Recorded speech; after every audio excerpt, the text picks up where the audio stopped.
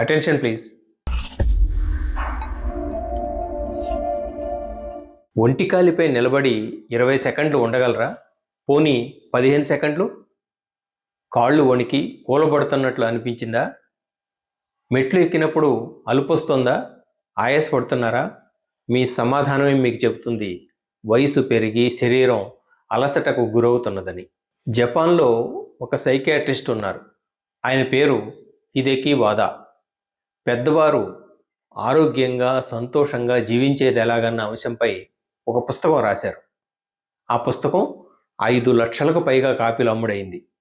ఆయన ఒక్కరే కాదు, దేశాల్లో మరెందరో నిపుణులు ఈ అంశాన్ని లోతుగా అధ్యయనం చేసి విలువైన పాయింట్లు ఎన్నో చెప్పారు, కొన్ని జాగ్రత్తలు సూచించారు. ఇప్పుడు అవన్నీ దేశాల వారికి ఎందుకు రెలెవెంట్ అవుతున్నాయి అంటే, మనుషుల సగటు ఆయుర్దాయం పెరుగుతోంది, సీనియర్ సిటిజన్ల సంఖ్య అధికం అవుతోంది.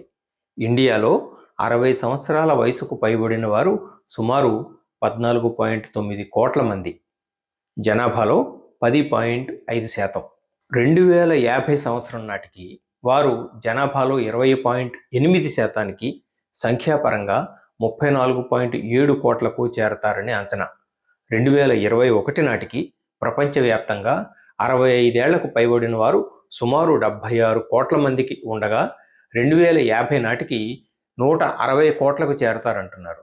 జపాన్లో ఇప్పటికే సగటు ఆయుర్దాయం 84 సంవత్సరాలు, అమెరికాలో 77.43, చైనాలో 78.59, దక్షిణ కొరియాలో 82.68, జర్మనీలో 80.7, స్విట్జర్లాండ్లో 83.4 సంవత్సరాలు, ఇండియాలో ఆయుర్దాయం 68.3 సంవత్సరాలు, హాంకాంగ్లో 85.77 సంవత్సరాలని తాజాగా వెల్లడైంది.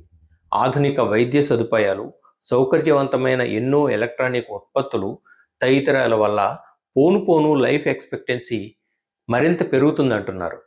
ఆయుర్దాయం పెరగడంతో పాటు ఆనందంగా జీవనం గడపాలి కదా. సంతోషం సగం బలం అంటారు.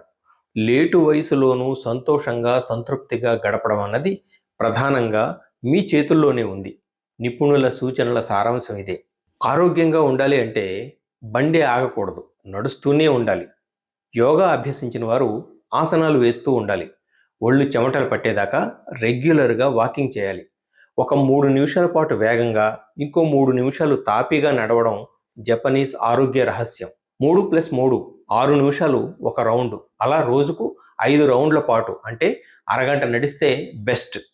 క్రమం తప్పకుండా నడక సాగించాలంటే కండరాల క్షీణత దరి చేరకుండా ఉండాలి. అందుకోసం బ్యాలెన్స్డ్ డైట్ తీసుకోవాలి. పళ్ళు, కూరగాయలు, ఆరోగ్యకరమైన కొవ్వు పదార్థాలు, ప్రోటీన్లు, విటమిన్లు అన్నీ ఉంటేనే సమతులాహారం.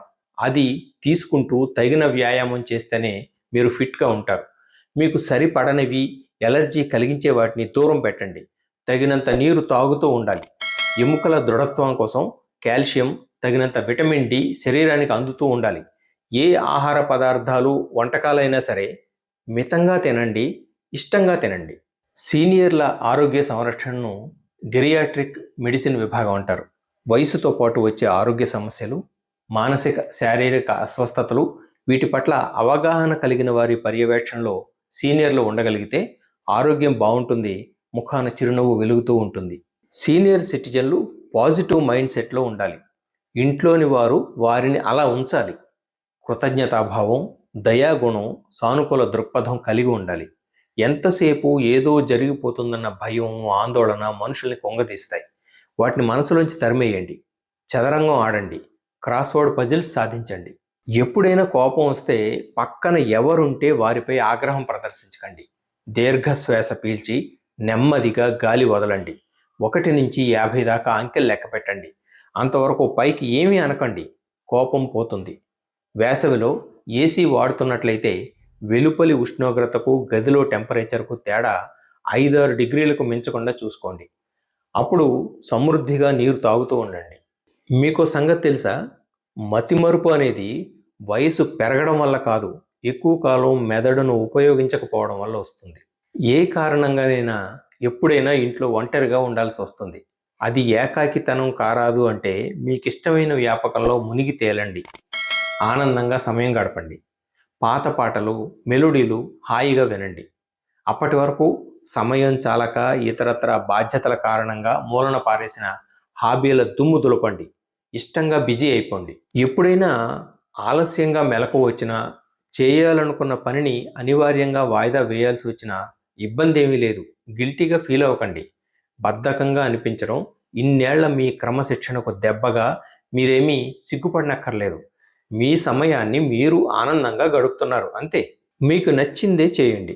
బలవంతాన మొహమాటానికి చేయనక్కర్లేదు. మీకు నచ్చని వాళ్లను పెద్దగా పట్టించుకోవద్దు. పక్కన పెట్టండి. ఎప్పుడూ ఇంట్లోనే ఉండిపోవద్దు. టీవీకే పరిమితం అయిపోవద్దు. పాత మిత్రులు, సమవయస్కులు, కుటుంబ సభ్యులు, కాలనీ మిత్రులు ఎవరినైనా సరదాగా కలిసి భేటీ వేయండి. మధుర స్మృతుల్ని నెమరు వేసుకోండి. మీ బ్యాటరీ రీఛార్జ్ అవుతుంది. జపనీస్ సైకియాట్రిస్ట్ హిదేకి వాదా ఒక ముఖ్యమైన అంశాన్ని ప్రస్తావించారు. కారు కొండెక్కినా దిగడానికి ఏదో ఒక దారి దొరుకుతుంది అంటారు ఆయన. ఇది నిజంగానే మ్యాజిక్ మంత్ర. గుర్తుంచుకోండి, దేనికైనా సరే పరిష్కారం లభిస్తుంది. ఇవి గుర్తుంచుకోండి. 10 నిమిషాల్లోనే స్నానం పూర్తి చేయండి. సాధ్యమైనన్ని సార్లు తాజా పళ్ళు, సలాడ్స్ తింటూ ఉండండి. ఆహారంలో వేపుళ్ళు, మసాలాలు దూరం పెట్టండి. నిద్ర పట్టకపోయినా బలవంతంగా నిద్రించడానికి ప్రయత్నించకండి. సీనియర్ సిటిజన్లు ఆరోగ్యంగా, ఆనందంగా జీవించడానికి ఈ సూత్రాలు చాలు. మరో అంశంతో మళ్ళీ మీ ముందుకు వస్తాను. This is Balu Ekkal Devara signing off. నమస్తే.